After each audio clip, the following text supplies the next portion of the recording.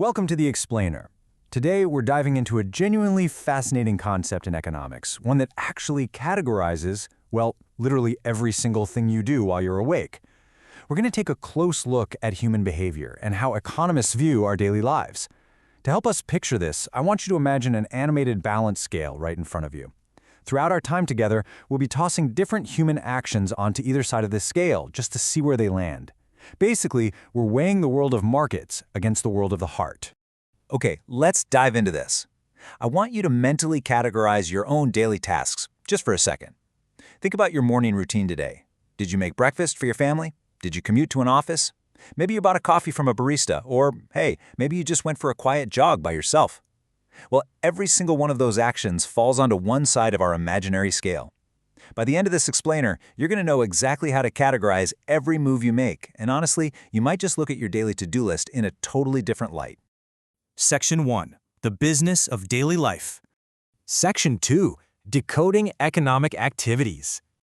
You know, human life is essentially just a continuous stream of activities from the moment we wake up until we hit the pillow. But economists, they look at this massive, chaotic swirl of human action and neatly split the whole world into two distinct sides of our balance scale. So, let's load up the left side of that scale with heavy iron gears of factory production, stacks of shiny coins, and retail price tags. This side represents economic activity. That's the act of providing, making, buying, or selling commodities or services to satisfy human needs. The absolute heartbeat of this side of the scale is the creation of wealth in exchange for money. Basically, if an action is geared toward generating income or making something that can be sold, boom, it lands heavily right here on the left. And this brilliantly illustrates the point. Just look at these classic, undeniable examples of economic activities. You've got a farmer working hard in the field to grow crops, an office worker typing away at a desk, a clerk selling goods to a customer. Now, the farmer isn't out there gardening just for the fun of it, right? They're producing food for the market. The office worker and the clerk, they're trading their time and skills for a paycheck. Their actions are fundamentally driven by a financial motive. So, what firmly anchors an action to this side of the scale? Well, it absolutely has to produce wealth in exchange for money, and, crucially, it must be measurable in a currency. Whether we're talking about a bushel of wheat or an hour of legal advice, if it's performed for monetary gain to satisfy human wants, it belongs right here. And when you put them all together, these actions provide the entire basis for a society's economic development. It's the engine of the economy, really. Section 3. The Power of Non-Economic Activities. But as we all know, there is so much more to life than just making money.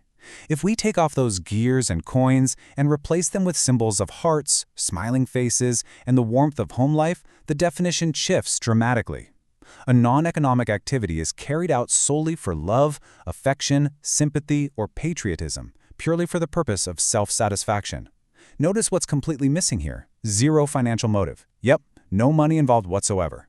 These activities aren't driven by market demands or a desire to build wealth. They're driven by deep human emotions, our social connections, and just personal fulfillment. These are the beautiful, essential human actions that just instantly resonate with us. A mother reading a storybook to her baby, a man helping an elderly lady cross a busy street, a father patiently teaching his son at home. These actions produce absolutely nothing for a financial market. No money changes hands at all. No wealth is created in the traditional sense. And yet, they yield immense personal satisfaction and truly build the fabric of our communities. So, to sum it up, activities on the heart side of our scale share a few key traits. They're done purely for self-satisfaction with absolutely zero financial gain in return. You simply cannot put a price tag on a mother's love or the feeling you get when you help a stranger out, right?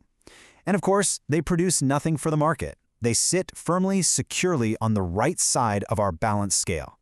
Section 4. The ultimate test, motive. Now, here is where it gets really fascinating. The exact same physical action can actually sit on either side of our balance scale, depending entirely on one hidden factor.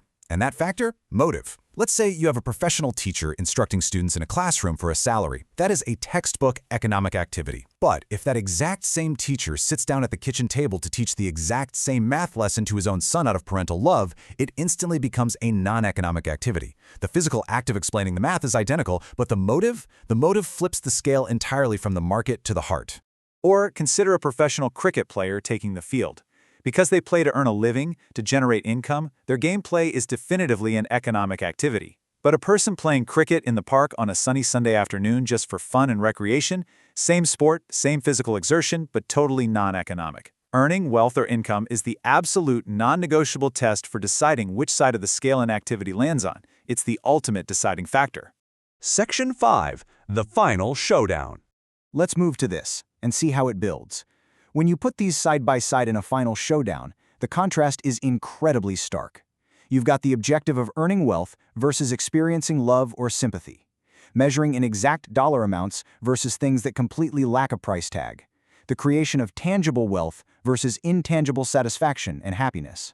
But now what's really interesting about this is the final row, which is perhaps the most significant for economists: national income. Economic activities literally add value to a country's national income, while non-economic activities, mathematically speaking anyway, have zero effect. Which brings us to a rather profound realization. We've spent this explainer defining how the economic world is measured in money, markets, and national income. But think about the right side of our scale again. If non-economic activities like raising children, volunteering, caring for our loved ones don't add a single cent to our national income, could our society even survive without them? No way, right? It's a really powerful reminder that while economics measures our wealth, it is the non-economic activities that actually measure our worth. Thanks for joining me on this explainer, and I will see you next time.